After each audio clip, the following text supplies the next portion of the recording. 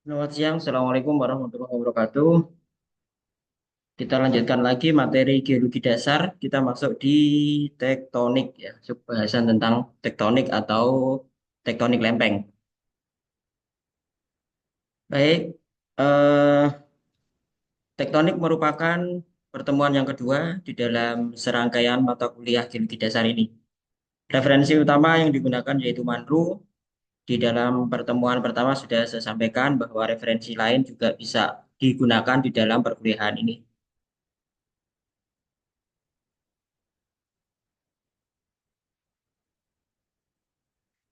Ini adalah daftar isi di materi tektonik. Yang pertama mengulas sedikit tentang geologi dalam kehidupan ya. Kemarin di pertemuan satu sudah dijelaskan juga. Masuk di interior bumi, kita akan membahas tentang bagaimana susunan bumi ya. Dilanjutkan dengan lempeng tektonik ya. Lempeng tektonik, kemudian hipotesa pengapungan benua, tipe pertemuan antar lempeng, dan yang terakhir yang mungkin kita bahas sedikit tentang tektonik di Indonesia. Geologi di dalam kehidupan ya. Ini saya ulangi lagi ya. Yang pertama adalah geological science, yang kedua ada istilah the present is the key to the past, dan yang ketiga adalah katastropism ya. Katastropism. Nah, ini cabang dari ilmu geologi. Ternyata ilmu geologi ini adalah ilmu dasar yang sentral, bisa banyak sekali cabangnya. Di antaranya adalah petrologi, mineralogi, sedimentologi, geomorfologi, geologi struktur, paleontologi, geokimia, sedimentologi stratigrafi, geohistori, geowisata, dan yang lainnya. Ya, masing-masing cabang ini ternyata bisa dikorelasikan ya. Misalkan untuk eksplorasi migas gitu ya. Eksplorasi migas memerlukan apa? Ya, misalkan sedimentologi, kemudian geologi struktur, geokimia, stratigrafi ini digunakan di geologi migas. Kemudian non migas juga ada beberapa, misalkan petrologi, mineralogi, ya, ini dipakai di non migas. Kemudian juga implementasi di geologi terapan ya atau geologi teknik. Di antaranya adalah geologi struktur ya. Ini yang dikaitkan dengan ketika asesmen di awal sebelum dilakukan pembangunan di suatu kawasan. Ini katastrofis ya, bahwa di Indonesia ini sangat erat sekali dengan kata tropism ya, karena kondisi geologinya, kemudian adanya ring of fire, banyak gunung api di busur cincin ya, ring of fire tersebut. Katastrofis di Nusantara atau di Indonesia diantaranya adalah gempa, tsunami, gunung meletus, dan bencana lainnya.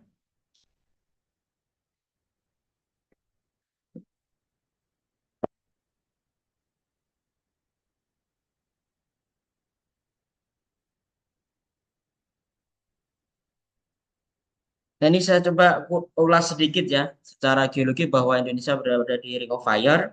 Ini ada beberapa kasus ya. Contoh yang paling enak dibuat sebagai model yaitu Borobudur ya. Borobudur ini imbas atau efek dari kata tropism ya. Karena sebelumnya ini sudah ada peradaban yang maju, kemudian karena ada bencana yaitu gunung meletus, sehingga Borobudur ini tertutup oleh abu vulkanik dari gunung berapi. Nah, ini salah satu contoh di dalam kata tropism ya. Contoh yang lain yaitu Majapahit ya. Nah, Majapahit ini orang beranggapan bahwa hancurnya atau lemahnya ya itu karena politik dan agama. Ternyata ya, faktor utama yang mempengaruhi kehancuran peradaban dari Majapahit itu justru faktor faktor bencana karena lokasi Trowulan saat itu ya itu memungkinkan bagaimana bencana geologi yang saat ini dianalogkan dengan lumpur Sidoarjo gitu ya. Ini saya rasa kita skip aja bahwa ada beberapa, ini intinya adalah ada beberapa time gap ya, yang secara histori itu kita tidak tahu gitu ya, kita tidak tahu. Nah, ini yang berikutnya, the present is the key to the past ya.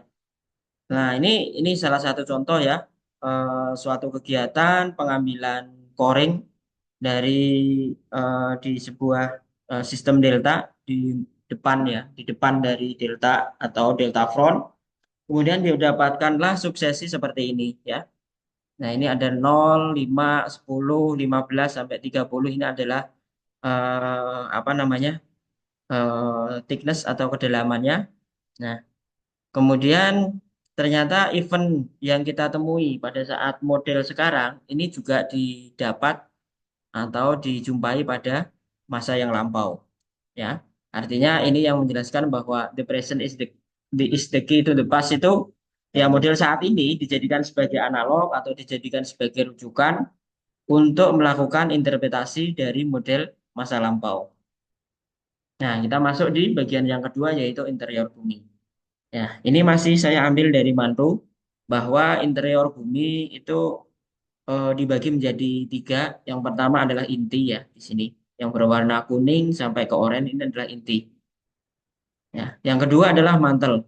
Nah, mantel ini ditunjukkan dengan yang berwarna merah di sini.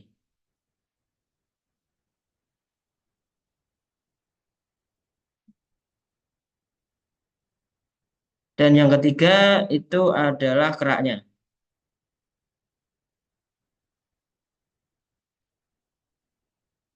Sebentar.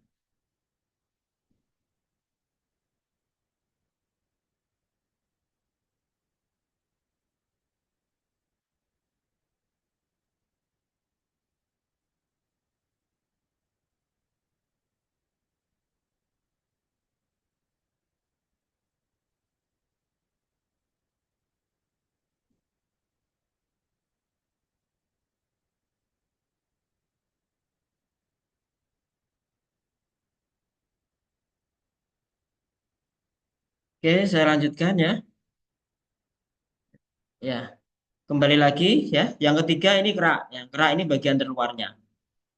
Kalau saya kupas sedikit ya, di sini bahwa inti itu adalah 16% dari volume bumi.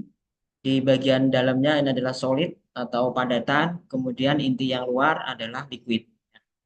Kemudian mantel ya. Mantel ini adalah penyusun utama ya, penyusun utama. Kenapa? Karena 83% dan semuanya adalah liquid atau plasma ya. Yang terakhir yaitu kerak. Kerak ini adalah bagian terluar, hanya sebagian kecil saja di dalam eh, volume dari bumi ya. Nah, karena kita akan membahas tentang tektonik ya, jadi cakupannya hanya di bagian keraknya saja. Ini ya, kembali lagi ke kerak ya. Kerak ini ada dua tipe, continental crust dan oceanic crust ya. Nah, ini yang daratan atau kontinental ini dengan ketebalan 20 sampai dengan 90 kilometer ya. Ini dominannya disusun oleh silika dan aluminium. Kemudian untuk yang oseanik atau kerak samudra ini lebih tipis ya, antara 5 sampai dengan 10 kilometer. Densitasnya lebih tinggi dan ditunjukkan dengan warna yang apa dark noise rock basal atau dan gabro ya. Ini penyusunnya. Nah, kita masuk di berikutnya. Nah, ketika kita lakukan apa namanya analisa lebih detail lagi ya, bahwa yang menggerakkan lempeng itu sebetulnya adalah proses perpindahan panas yang terjadi di bagian mantel ya. Mantel yang di sini perpindahan panasnya secara konveksi itu mempengaruhi pergerakan dari lempeng atau kerak yang ada di atasnya ya. Nah, kita masuk di tektonik lempeng atau lempeng. Ini adalah kondisi saat ini dari lempeng-lempeng yang ada di Indonesia. Kita ulas sedikit ya tentang tektonik bahwa tektonik merupakan suatu proses pergerakan pada gerak bumi yang menimbulkan lekukan, lipatan, retakan, patahan sehingga membentuk tinggi rendah atau kondisi relatif pada permukaan bumi seperti saat ini ya. Nah, gaya yang menyebabkan ini ada tiga. Yang pertama adalah konvergen, yang kedua adalah divergen, Dan yang ketiga adalah transform. Nanti ketiganya akan kita bahas di slide yang berikutnya.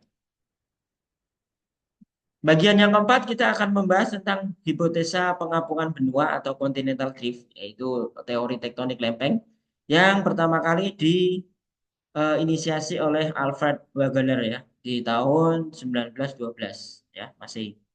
Dia beranggapan bahwa bumi saat ini atau lempeng-lempeng benua, lempeng benua saat ini itu di dulunya adalah sebuah single superkontinental yang dikenal dengan Pangea.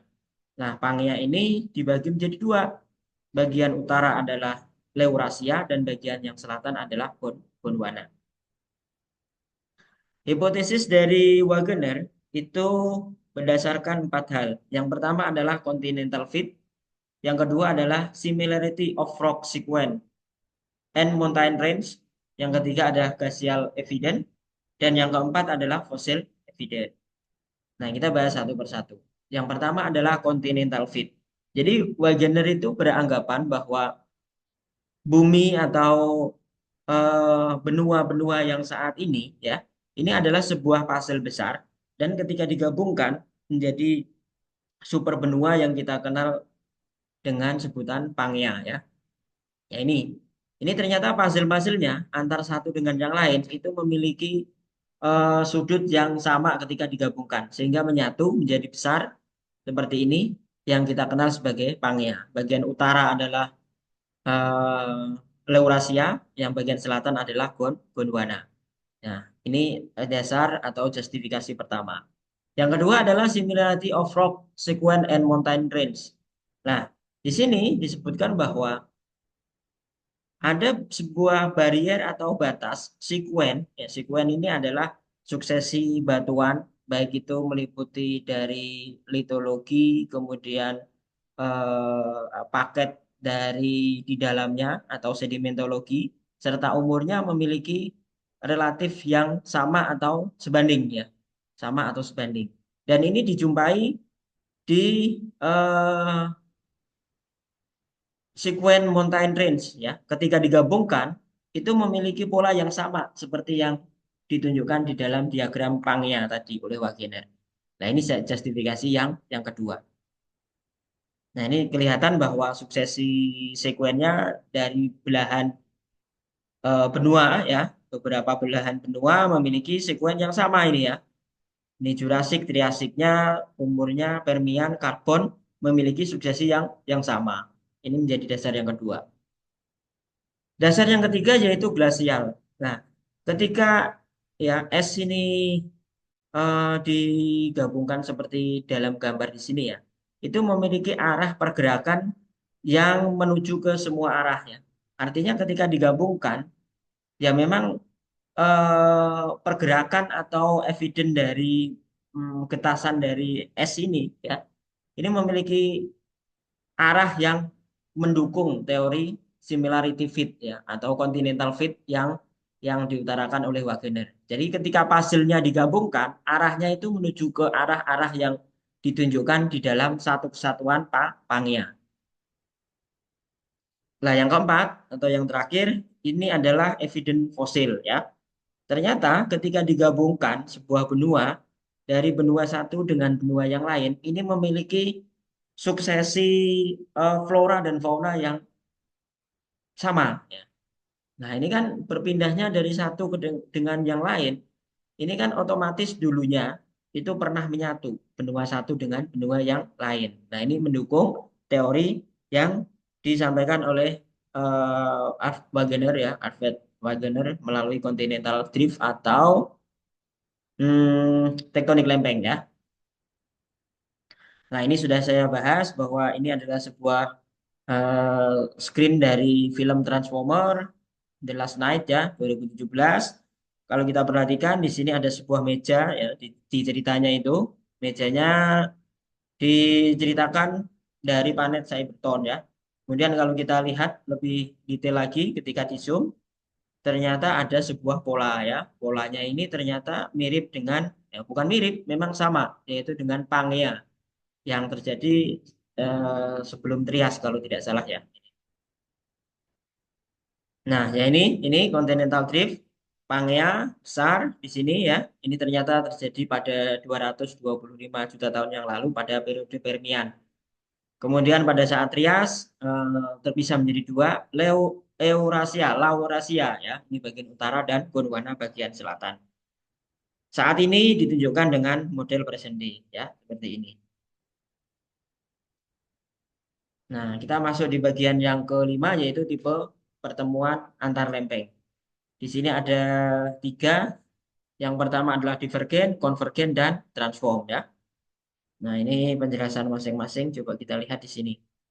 Nah, divergen ya. Divergen ini umumnya karena adanya proses jadi pergerakan semua lempeng. Ini didasari oleh karena pergerakan dari magma atau bagian dari mantel bumi secara konveksi ya, kemudian menggerakkan lempeng yang berada di atasnya. Nah, divergen ini contohnya ditunjukkan di gambar ini ya, satu dan dua di sini ya.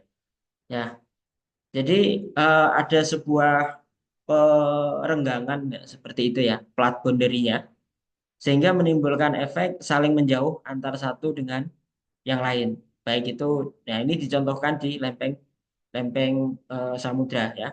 Jadi dari satu lempeng dengan yang lempeng lain itu menjauh, sehingga membentuk pola yang disebut atau divergen gitu ya. Bagaimana dengan konvergen? Kalau konvergen, konvergen ini lawan kata dari divergen. Kalau konvergen, ya kalau divergen adalah menjauh, kalau konvergen itu saling menunjam, ya, saling menunjam. Di sini dicontohkan ini lempeng benua dengan benua gitu ya. Kemudian yang satunya lagi ini samudra dengan benua, ya. Karena saling menguatkan, ya, saling kuat ini, maka efeknya adalah muncul busur gunung api di sini ya. Ya, di nomor dua di sini muncul busur gunung api. Ini busur gunung api di sini juga ya. Ini yang gaya yang nomor dua. Yang ketiga yaitu transform. Nah, transform ini biasanya pemekaran atau eh, turunan dari proses divergen yang sudah terjadi sebelumnya.